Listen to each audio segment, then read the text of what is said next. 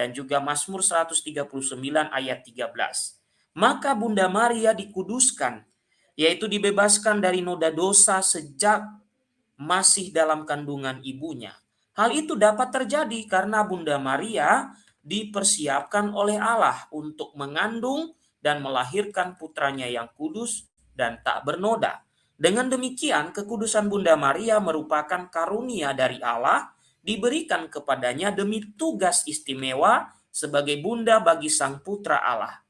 Meski tidak ada satupun ayat kitab suci yang secara gamblang menyebutkan keadaan Bunda Maria sebagai yang tak bernoda, namun ada dua teks kitab suci yang dapat dijadikan sebagai dasar, yaitu Kejadian 3 ayat 15, tadi saya sudah sebutkan Bapak Ibu, di mana Allah mempersiapkan Bunda Maria sebagai seorang keturunan dari Hawa yang akan meremukkan kepala iblis, meremukkan kepala iblis karena ketaatannya kepada Allah.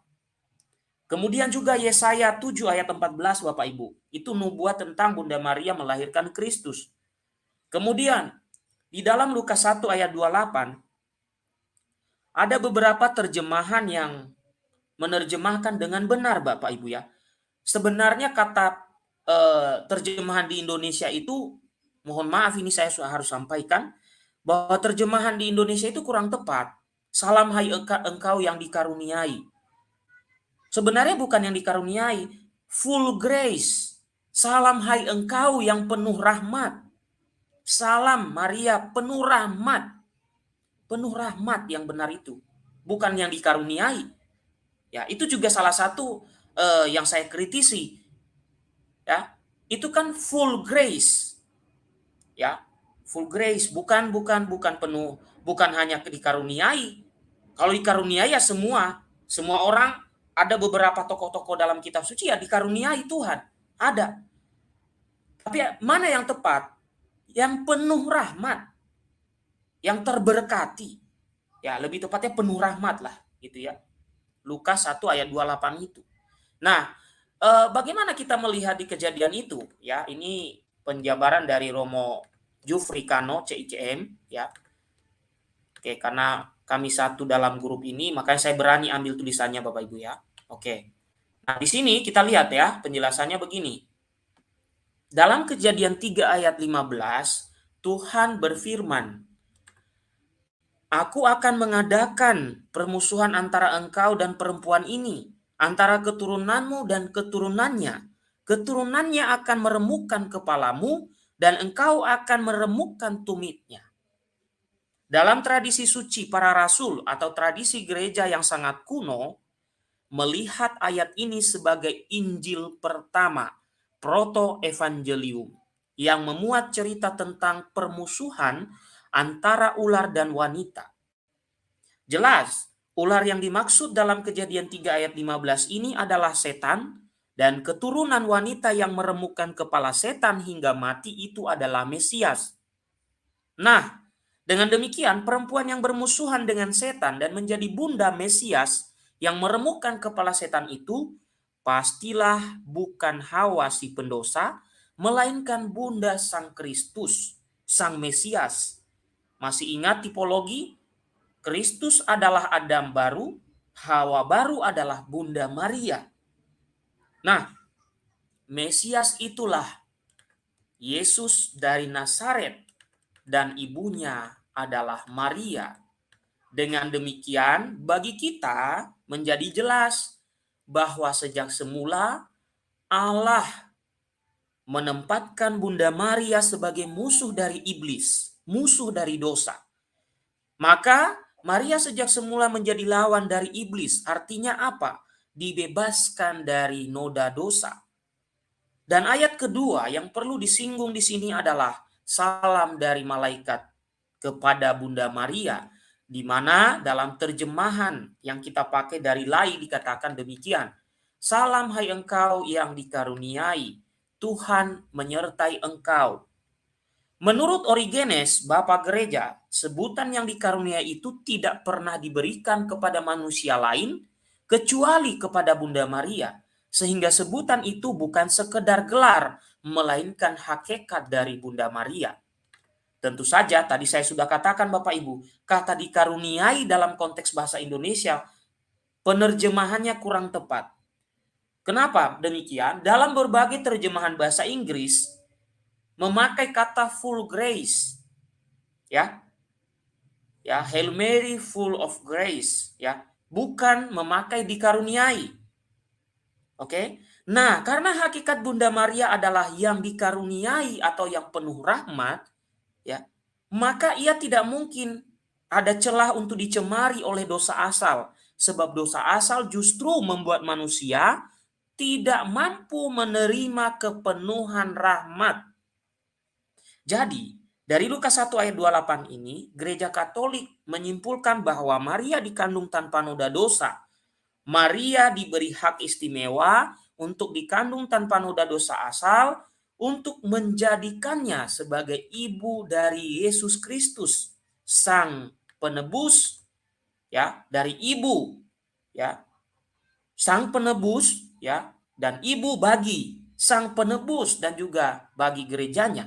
Dan bagi kita Bapak Ibu, Gereja Katolik menganggap Bunda Maria adalah bunda kita semua, bunda gereja, ya. Oke. Nah, itu dari tulisan yang dimuat oleh Romo Jufricano CICM di website ini, di mana beliau dan kami beberapa orang selalu memuat tulisan di sini. Tentu saja ini bukan apa yang saya ketahui, tetapi ini adalah yang diajarkan oleh gereja kita, Bapak Ibu. Oke. Silakan Pak Ivan, mungkin ada yang mau disampaikan lagi. Silakan. Iya, Bro Gia. Jadi poin saya adalah bahwa dogma Maria itu sebenarnya adalah bagian daripada Kristologi itu sendiri. Artinya apa? Dogma Maria mau membuktikan Kristus yang sungguh Allah dan sungguh manusia itu nyata adanya, benar adanya, ada buktinya. Nah, buktinya apa ya? Bunda Maria itu adalah bukti daripada apa yang diimani itu. Tadi sudah saya singgung bahwa dengan Immaculata Conception tadi dipersiapkan khusus, itu sudah membuktikan bahwa yang diyakini gelap dan terang tidak bisa bersatu, itu buktinya mana? Nah, kita bisa memberikan bukti. Contoh, itu sudah terjadi pada Bunda Maria, bahwa dia suci adanya dan membuktikan bahwa dia tidak berdosa. Oleh karena itu bisa terjadi inkarnasi, firman menjadi daging. Di samping itu juga mau membuktikan bahwa anak domba Allah yang menjadi kurban sempurna itu menjadi terbuktikan karena daging Maria yang diambil dari Maria itu menjadi Yesus Kristus ataupun dikatakan inkarnasi tadi adalah tidak bercacat karena tidak ada dosanya. Nah, ini menjadi pembelaan terhadap keyakinan bahwa Kristus adalah korban yang paling sempurna, korban yang menggenapi korban-korban bakaran tradisi Yudaisme yang menggunakan hewan. Sementara kita ketahui untuk korban bakaran, untuk korban hewan saja dituntut tidak boleh ada cacatnya, tidak boleh bercacat celah. Kriterianya, syaratnya jelas sekali. Masakan korban yang maha sempurna yang menebus seluruh umat manusia sekali untuk selamanya itu ternyata ada cacatnya. Ini kan logika teologi nalar yang seperti apa yang dimiliki oleh mereka ini. Meyakini Kristus adalah Tuhan dan Juru Selamat, tapi di lain sisi justru menolak Kristus adalah keilahian Sang Firman itu sendiri yang bisa berinkarnasi menjadi daging, dan dagingnya itu adalah daging yang berdosa. Ini kan aneh.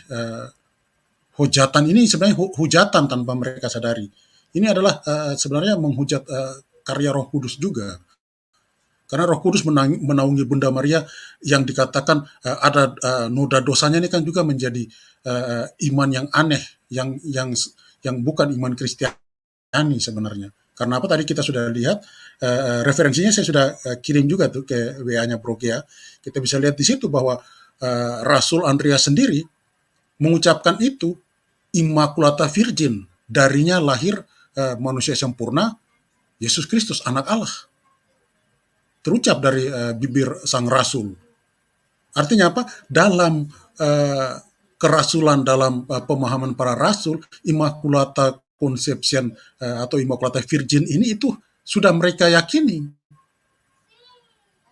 Dan ini yang diteruskan dari generasi ke generasi, dari bapak-bapak apostolik kemudian ke bapak gereja, dan akhirnya kita saat ini kita bisa meyakininya dan didogmakan pada sekitar mungkin abad 19 ya, 1800-an berapa begitu kan.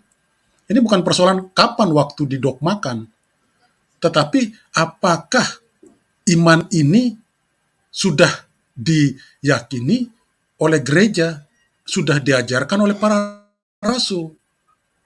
Dan dokumen itu ada. Yang mempublikasikan juga bukan orang Katolik. Tadi sudah kita lihat di situ seorang Protestan, dan para scholar yang memverifikasikannya juga kebanyakan dari non-Katolik. Tadi sudah kita bisa lihat beberapa orangnya. Di samping daripada pengajaran lisan sendiri oleh Rasul Andreas di saat kemartirannya, juga ada praktek tradisi suci dalam bentuk liturgi.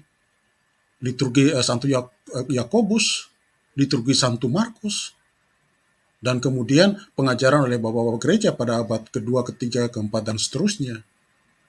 Artinya apa? Dogma Maria ini bukan tentang Marianya, tetapi bagaimana keilahian dan kemanusiaan Kristus itu dibuktikan secara nyata.